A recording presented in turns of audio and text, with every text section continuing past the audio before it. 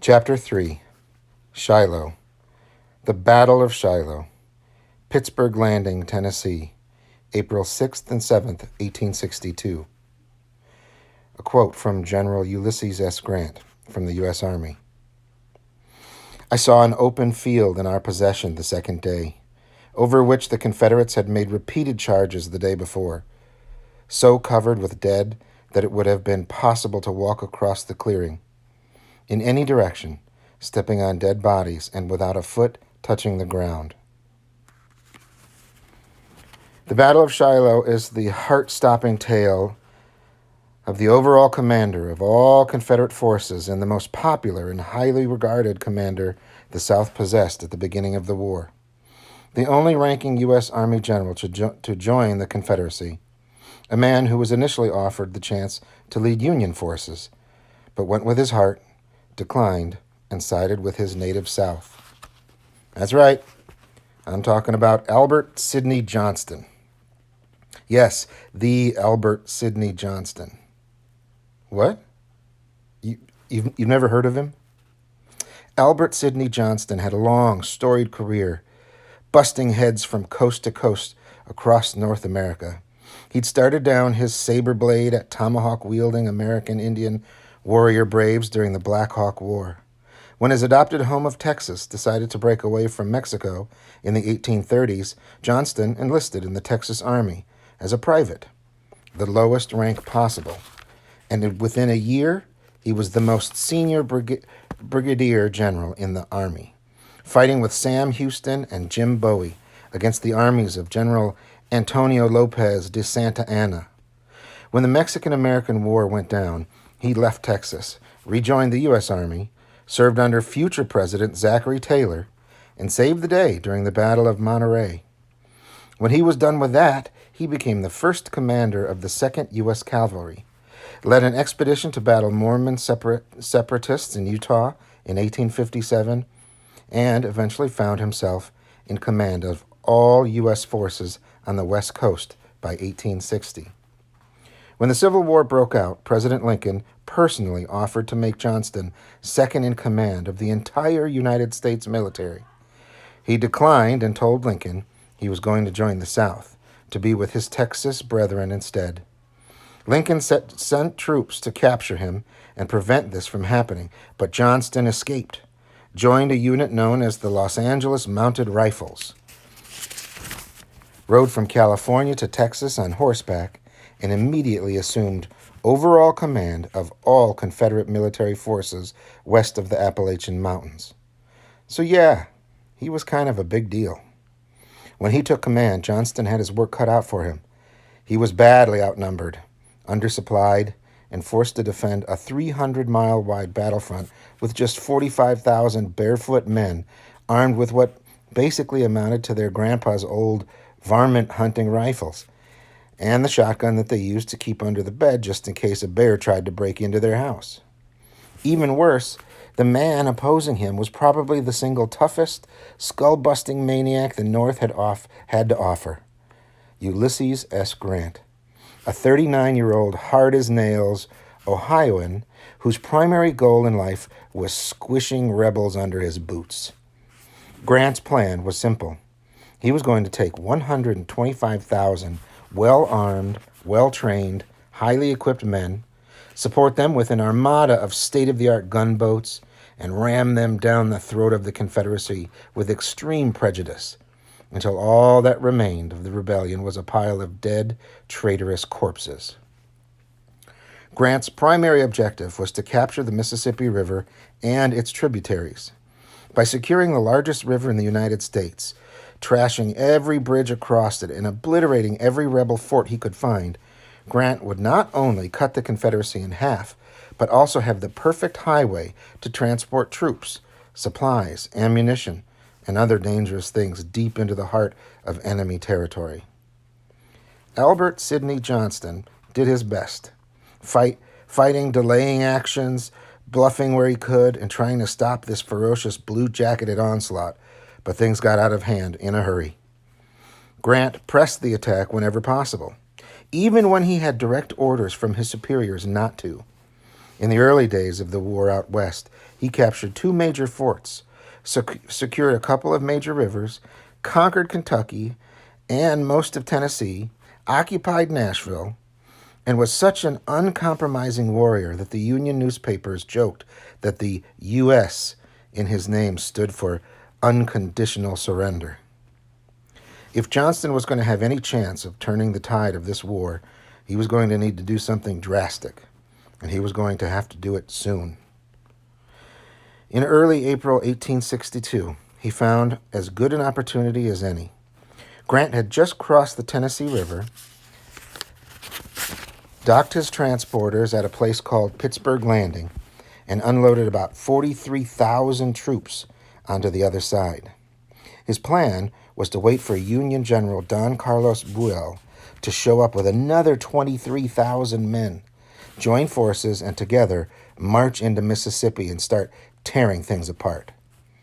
Albert Sidney Johnston's plan was bold, but given that his only other option was, hey, let's sit back while they form a mega army and trample me into the dust, it was as good as a chance as he was going to get.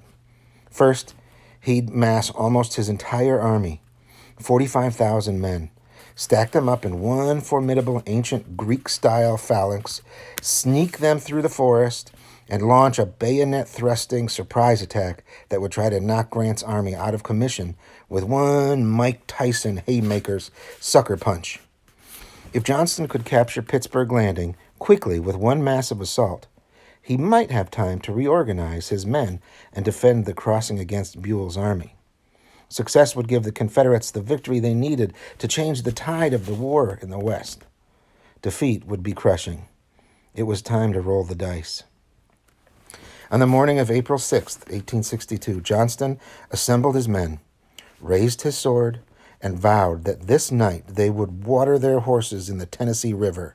The biggest battle America had yet seen was about to begin. Grant's forces, who had basically spent the last several months busting grills everywhere they could find them, really didn't expect any crazy stuff to go down on this particular morning. So instead of digging trenches and building defensive positions, they just camped out in the open, talked about girls, played cards, and waited for Buell's troops to show up. So when they were rudely awoken at 5 o'clock in the morning by the sounds of men screaming and peeked outside their tent flaps to see 40,000 shrieking Confederate soldiers sprinting towards them out of the woods, firing shotguns and muskets all over the place and waving bayonet-equipped rifles around like they meant it, they were more than a little surprised. With a mighty charge, the Confederates burst from the trees and swarmed through the Union camps, kicking over tents and carts, setting fire to wagons, trading in their beat-up old family hunting rifles for state-of-the-art modern rifled muskets the Union troops left behind, and generally just causing all sorts of destruction. Union soldiers, some still in their underwear, grabbed their rifles and tried to desperately fall back to defensive positions, fighting for their lives as the chaos of battle swirled around them in every direction. Many of the men on either side were seeing their first real live fire combat. So instead of disciplined battle, this engagement was more like a back alley down and dirty fist fight between two rough and tumble bare-knuckled brawlers.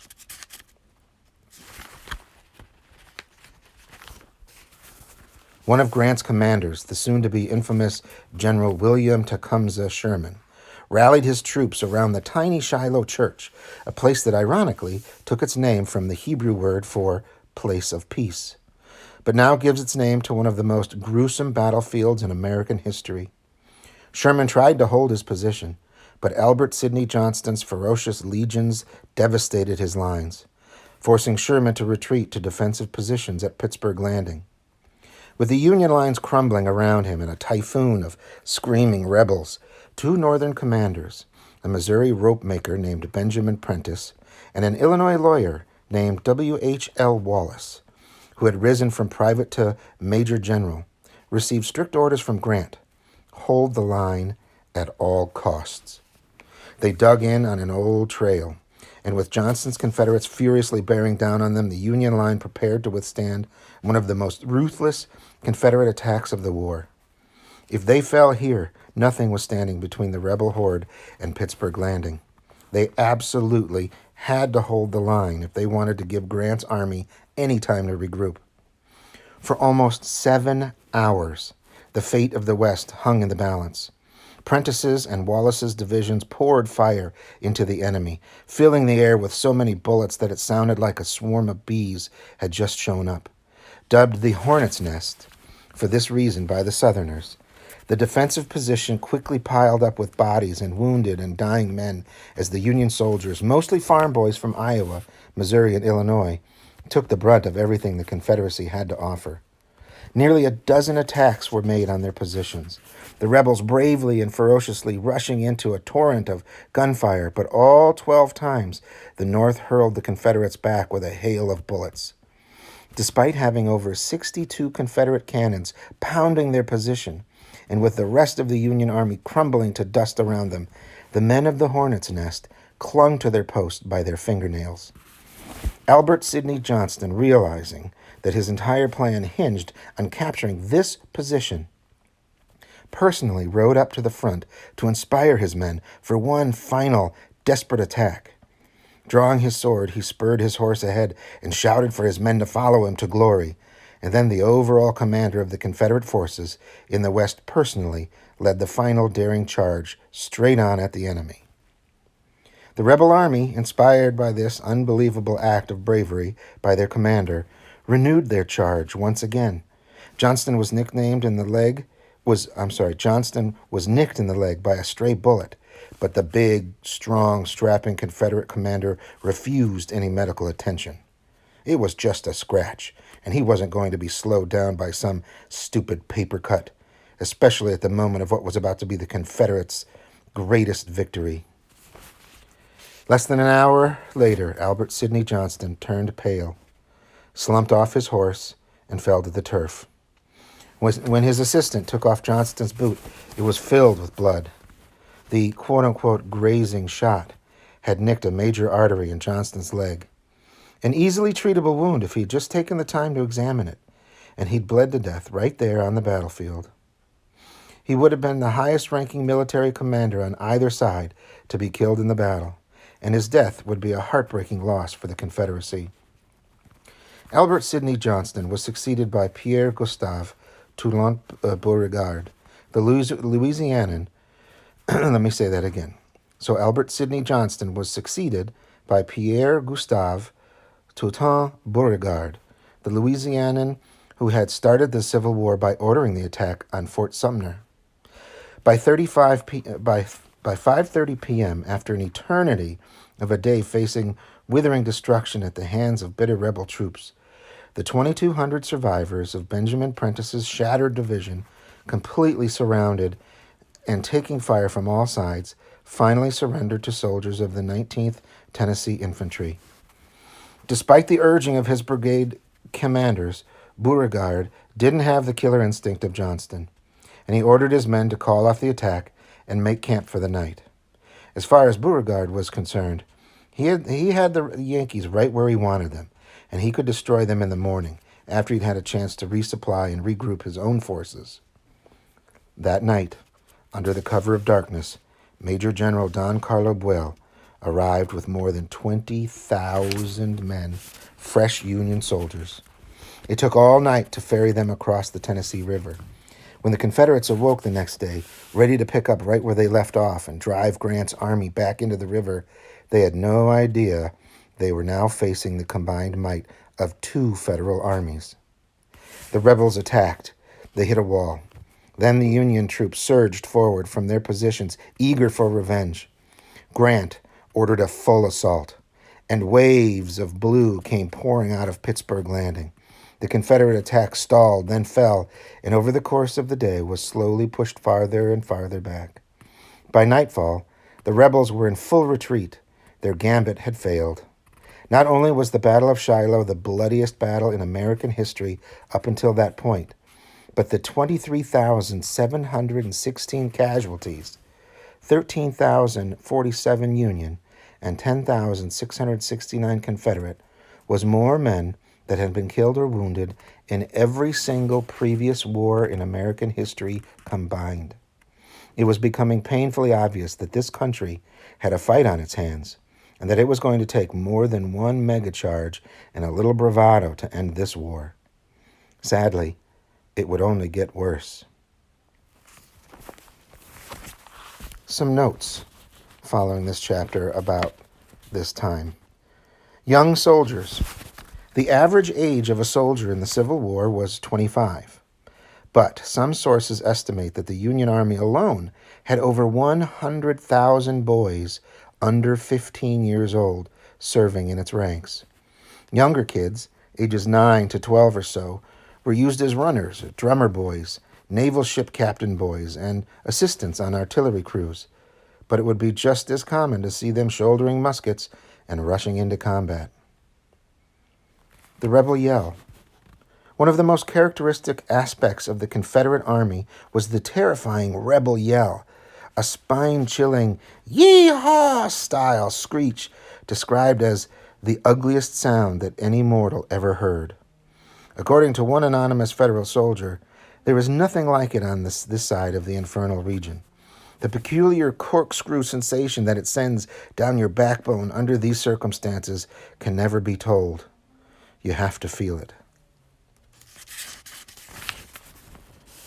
Extra, extra, read all about it. Thanks to the development of the telegraph, the Civil War was the first war where newspaper reporters showed up on the front lines and wrote live dispatches from the field. Roughly 400 war correspondents and newsmen braved heavy fire and dangerous battlefields to bring first-hand accounts of the battle to anxious readers back home, who bought up papers by the thousands to catch a glimpse of what was happening in the war. Of course, as is still the case today, this wasn't always appreciated by the generals.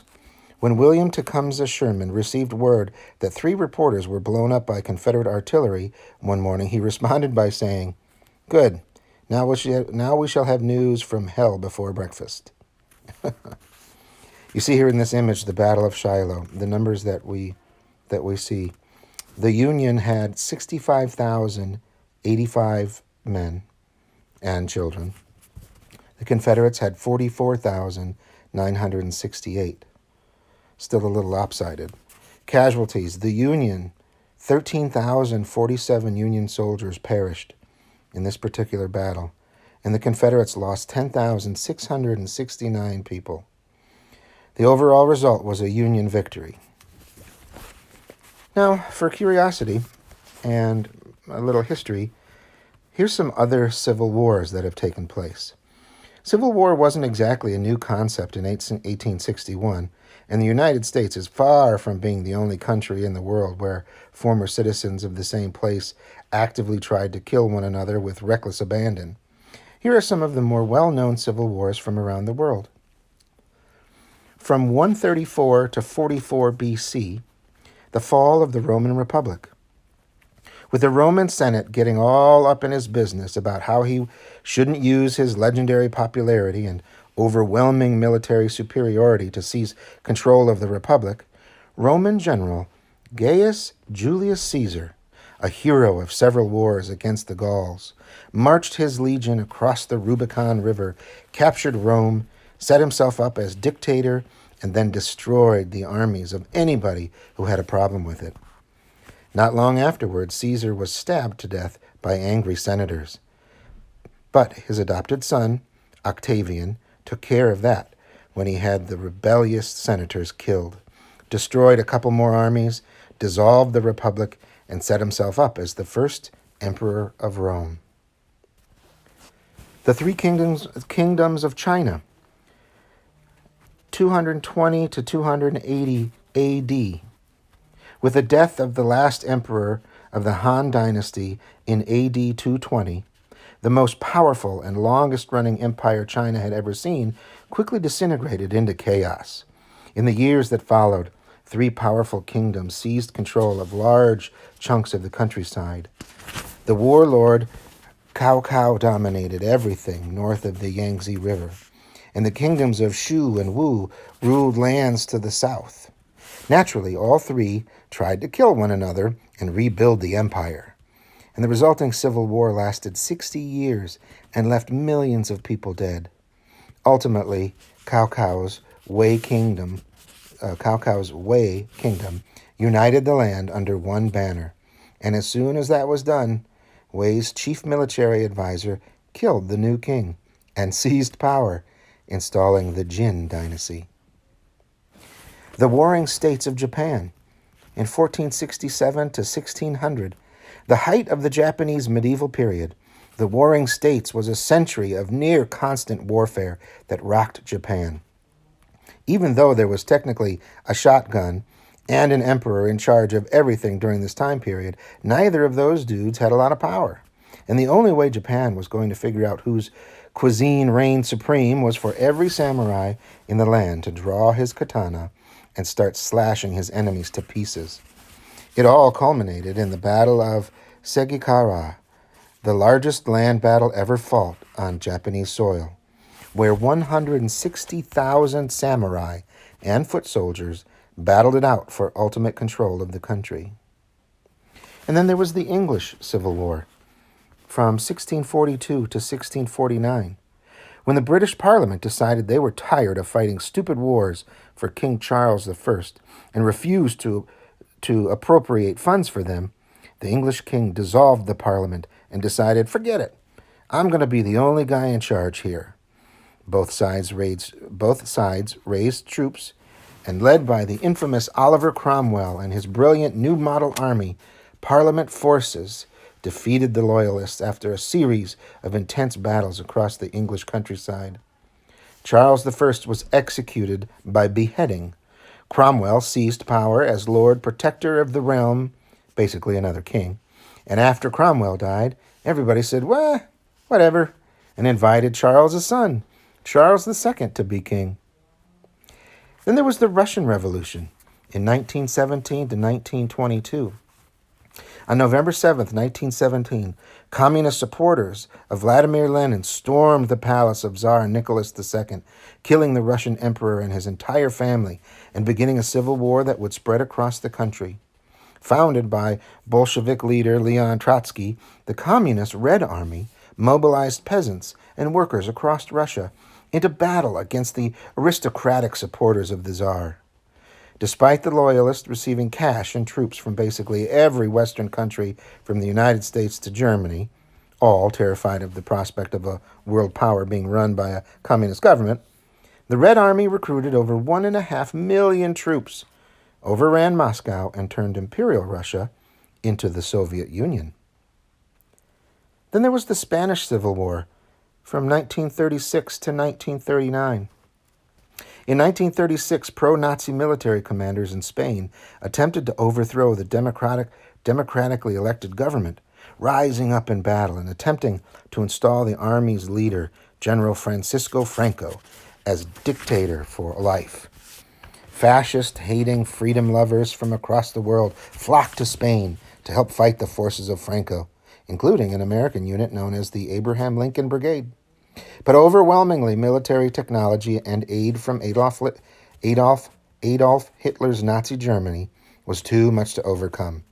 Franco took power by seizing Madrid at the head of a fully operational mechanized and industrialized army on March 28, 1939. The Nazis would use the experience they gained fighting this war to help them get off to a head start on World War II. That's the end of Chapter 3. I hope you're having a great day.